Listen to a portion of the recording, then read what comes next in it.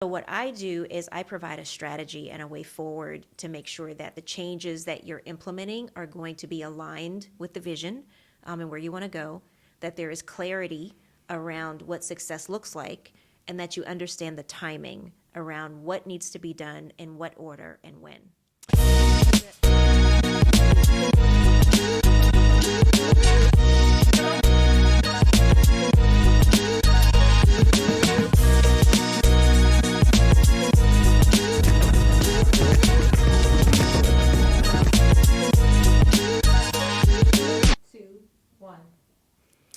Hello and welcome to the BOW Podcast. I'm your host, Ingrid Cox. Thank you for joining us today.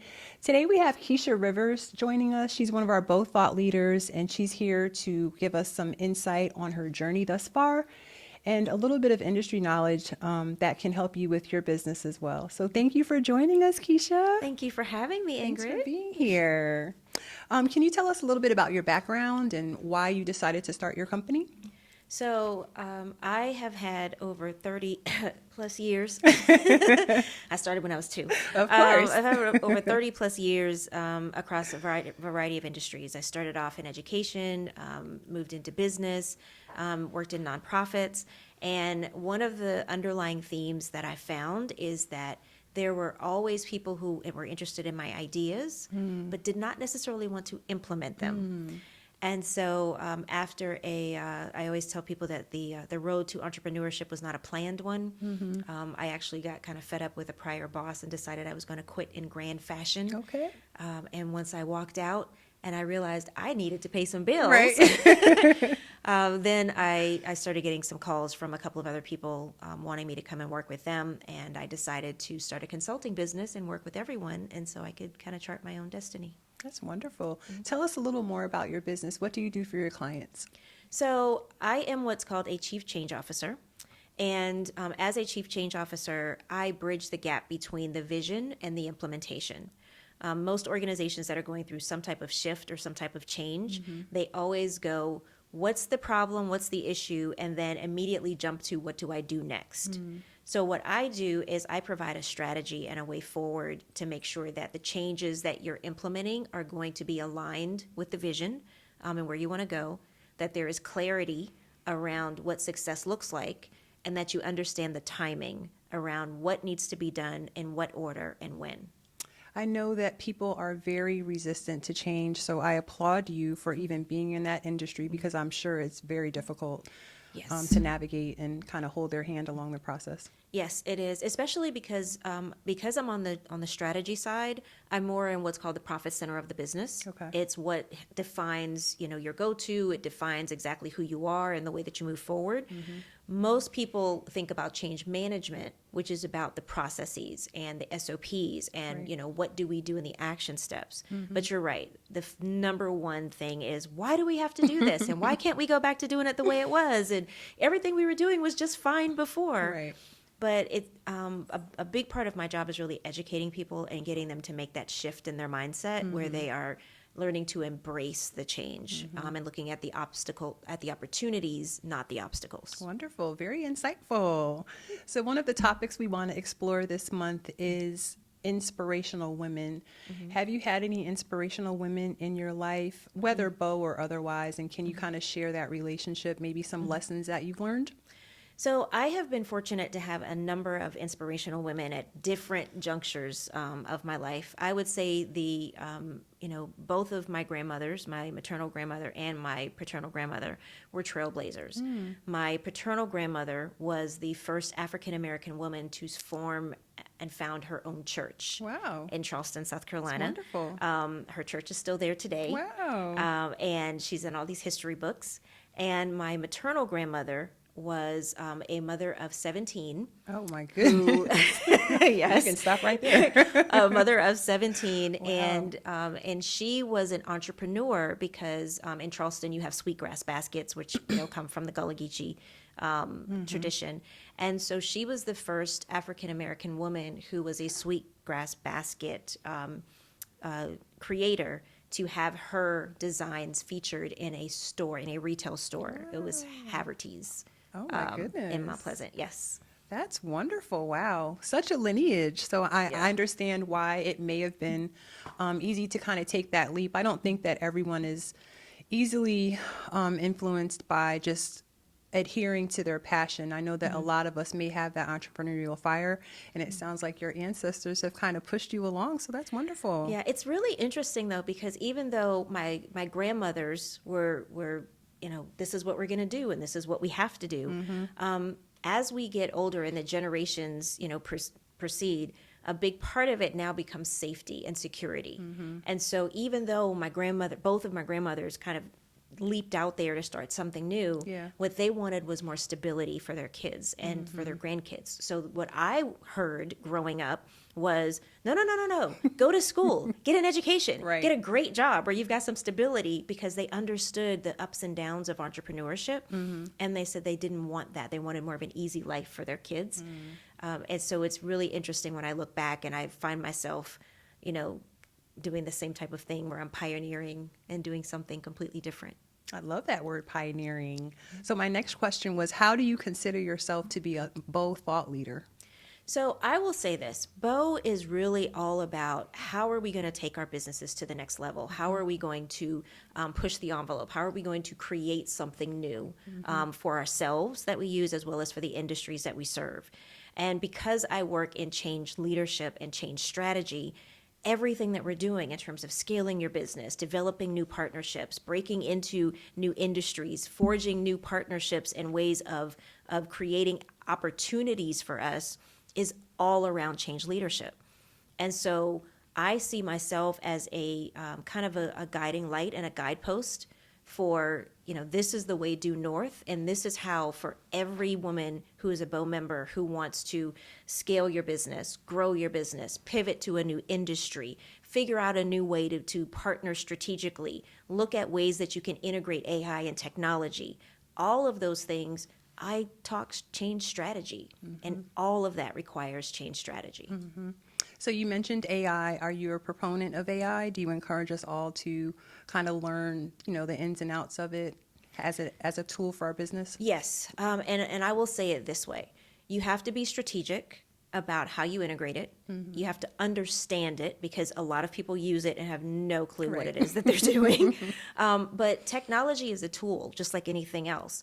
And especially if you look at women who own businesses, the number one thing you always hear them say is, I'm busy, I don't have enough time to do everything. AI is a tool that helps you to streamline your processes. It helps you to cut down on the amount of time and bandwidth it takes you to do a lot of mundane things. And if leveraged in the right way, you can use it to be able to allow you to spend more time doing the things you should be doing as the CEO of your company. More strategy, more partnerships, forward thinking, kind of plotting the way forward in terms of what's going to be my next, instead of spending time trying to figure out, what do I want to post on social media? And how do I need to organize this? And what's the SOP going to look like? Get AI to do that stuff. And then you can spend your time doing the things that are more in the profit center of your company.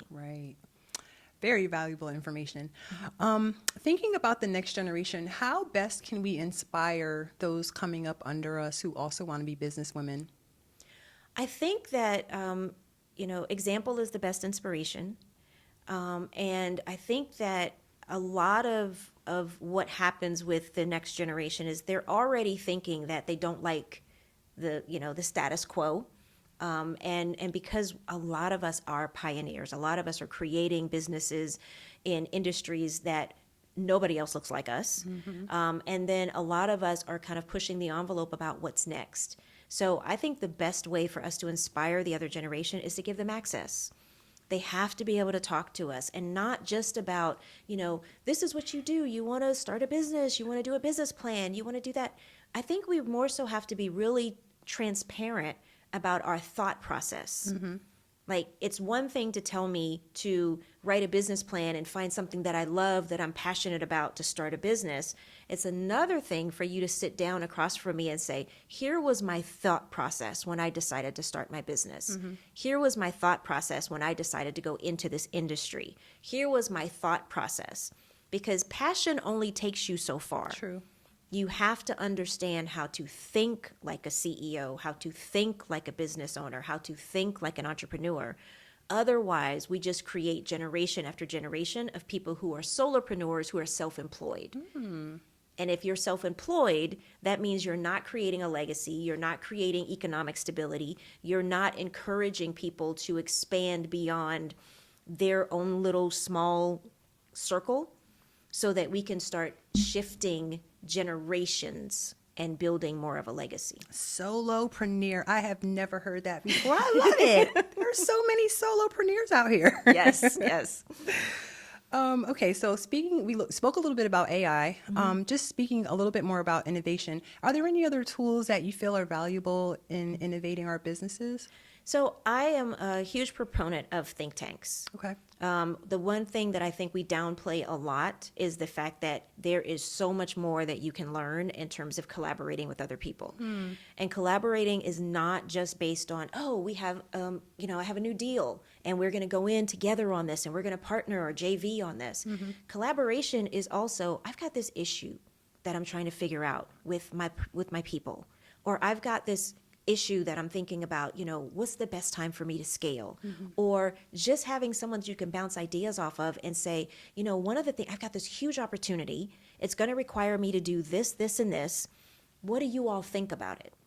And so no one teaches us how to process through issues. No one teaches us how to use research and case studies and data to be able to drive our decisions. Interesting. And so our thought leadership, our shared experiences, our learned experiences over time are the best teacher. And we do not spend enough time just talking to each other about what we did, why we did it, the issues that we're facing, the challenges, and then the opportunities. Because if we're spending all of our time making all of our decisions by ourselves, there's solo think. And you need to have somebody else who's going to see another perspective and be able to say, you know what? Maybe you should consider this, or maybe you should consider that, or you know what, this would be a perfect opportunity for you. But unless you have that shared decision making and that shared thinking to be able to process through the issues, you miss out on a lot of that. I can see that. Speaking a little bit more about building relationships, obviously the BOW Collective is a sisterhood and we're all very supportive of one another. What is the value that you find in building relationships, whether in BOW or outside of BOW? So I will say this, as I celebrated 20 years in business. Thank you. And then I went, oh my gosh, I need to do something else with my life. No, I don't think so. It's wonderful. But it's this whole thing of being an entrepreneur, especially a Black woman who owns businesses. And most of the time we're in spaces where we are the only one. Exactly. And so a lot of times we end up getting into this silo where we are a world unto ourselves. And so it is very intentional. We have to be very intentional. We have to be very deliberate about forging relationships where you have somebody who sees you. Avatar is, the first one, not the second one. The first Avatar was one of my favorite movies. I may or may not have seen it enough to know the entire dialogue. I will not admit to it. But there is a part where the Amatakaya people, the alien race, when they greet each other, they say, I see you. I forgot that part of that movie. Right. Yeah. And they're not saying, I see that you have on these cool glasses and this green blazer. Right. They say, I see you. I see your pain points. I see your heart. I see your reason why. And for Black women especially, we long to be seen. Yes. And you have to have people who walk in our shoes and who understand the journey and the sacrifices and all of the hats that we wear and all of the burdens that we carry and all of the generations that we carry and that whole prosperity tax that once I make it, then now I got to bring everybody else along. Preach. Nobody else knows that. Yes. Unless you have a relationship with somebody else. And just to have the one thing that I found in the BOW Collective is that I walk into a room and I look at someone and she sees me without me having to say a word. Yes. Just a hug, just a glance, just a thumbs up, just a fist bump. She sees me, and there's so many unspoken communications and unspoken connections every time we get together. And that's invaluable. It is. So every time we meet up in person, I'm like, I'm in my bubble. Don't bother me. I don't want to come out yet. I don't want to go back into the real world. But just coming into this space where it's so easy to fall into a relationship, especially because most of the time, most of us have not had positive experiences with developing relationships with Yes. other people or other women. And most of us have always had to choose between whether we downplay who we are in order to make other my people feel goodness. comfortable, Yes. or whether we're able to shine and risk being ostracized or set aside and set apart. Yes. And so coming into the BOW Collective, it is so easy for you to develop a relationship because you can shine as bright as you want, Yes. and nobody's trying to dim your You're light. applauded. Yes. They are putting on shades and going, come on, shine brighter, turn it up. It's amazing. And that it's genuine. And that's the one thing that I think is really, really important. And it's something that I was looking for well over 25 years, just in terms of my personal career. And being able to find it here, like the first time that I came in, and it was like shock and awe. I Yeah. just looked around and was like, oh my God, this is amazing. Yes. I didn't even know that I needed it, but once here, I felt like it was home. Yeah. You know, just a sisterhood, really, literally. Yeah, literally. Yes. My last question is, where can we learn more about your business? Are you on social media, website? Yes. So two things. Three things, actually. So I have my website. It is carsgroup.com. That's KARS.com. And CARS stands for Knowledge Always Reigns Supreme. Oh, I love it. Information is static. Knowledge is dynamic. You have to take the information and apply it. Yes. So that's where Okay. CARS comes from. love it. So carsgroup.com is my website. You can also find me, Keisha A. Rivers, on LinkedIn. And we have launched an app. Okay. So exciting. what we wanted to do is we wanted to build a community for people who are experiencing change. Oh, wow. And people who are leading change and people who are facilitating change. Mm-hmm. So the app is it's Equipped for Change, spelled out all four words. It's on Apple and Google. And so you can download it, and we offer free resources, strategy sessions, issue processing, opportunities for you to connect with other people. My goodness. In order for great. you to be able to get the tools that you need to lead the change in your life. I love that. A wealth of knowledge. A wealth of knowledge. Thank you to our thought leader, Keisha. One of the last parts of our show is that you have multiple choice. Okay. So it's build, bridge, or boost. Okay. So you pick a card. All right. Okay, so we have bridge. Okay, if you could build a bridge between two things in business, whether it's people, industries, or ideas, what would it be and why? I would build a bridge between what people call failure, which I call learning, and collaboration. Okay. And the reason is because those are the two things that are sorely lacking in business. One, nobody wants to fail.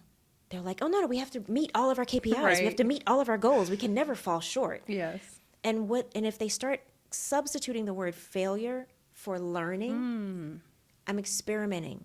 I'm innovating. I'm figuring out what takes doesn't all work. the pressure off. Takes all the pressure off. And usually you'll exceed your expectation. Yeah. So one, I would bridge the gap between, learning and failure. And then the second part is I would bridge the gap between that solo identity of individual contributor and instead building collaboration and community. We don't have enough collaboration. We don't have enough community. And what usually happens is we end up pitting our best people against each other Wow. because they're competing for, oh, well, I have to meet this goal. Yeah. And I have to do this. And especially bonus structures that we have. And please do not take this as meaning do not give your people bonuses. Don't tell them I said that. That is not what I mean. But it's really this thing of, do we want to foster a sense of collaboration and teamwork to move things forward? Or do we want to pit people against each other, which means that they pull apart and you don't get the best ideas and get to build on the best ideas? Yes. So those would be the things I I would love bridge. it. Thank you. You have been a wealth of knowledge this Thank you. evening. Thank you for joining us. Keisha Rivers, please check her out, her website, her app. Yeah. And we're so honored to have you today. Thank you so much. Thank you for joining us today. We're going to see you again soon for the BOW Podcast. I'm Ingrid Cox signing off. See you soon.